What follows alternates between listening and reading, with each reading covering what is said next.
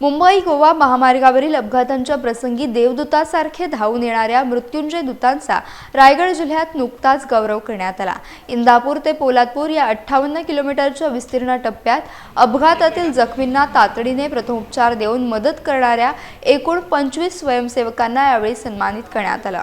महाड येथील केंबुर्ले महामार्ग पोलीस चौकीत हा विशेष सोहळा पार पडला। महामार्ग पोलीस उपविभागीय अधिकारी पुष्पलता दिघे चव्हाण यांच्या हस्ते या सर्व दूतांना प्रशस्तीपत्रक, प्रथमोपचार किट आणि स्वेटर देऊन गौरवण्यात आले।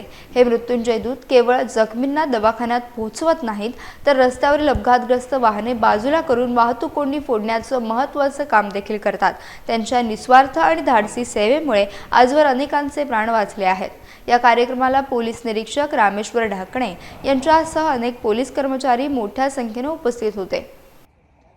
सेवाभावी वृत्तीनं, भावनिक वृत्तीनं, सामाजिक वृत्तीनं तिथं काम करत आहात आणि त्यांचे बऱ्याच लोकांचे त्यामुळे प्राण वाचलेले आहेत आणि जे काही मृतदेह असतात त्यांना पण त्यांच्या इच्छितस्थळी नातेवाईकांची ससेहोलपट न होता पोहोचवण्याचं काम आपली लोक जे करत आहेत सर्टिफिकेट देऊया, त्यांची प्रशंसा करूया। त्यामुळे अजून काही असे नवीन तयार होतील लोक की स्वतःहून पुढवून अशी कामं करायला, प्लस आहे त्यांना पण तो एक सन्मान राहील। याही पुढे जाऊन मी सांगते की आपल्यासाठी आपली ओळख म्हणून आमच्या असं पण पुढचा प्लॅन आहे की आपल्याला आमच्याकडून एक कार्ड मिळणार आहे मृत्युंजय दूत म्हणून। आणि खरोखरच आपण मृत्युंजय दूत आहात।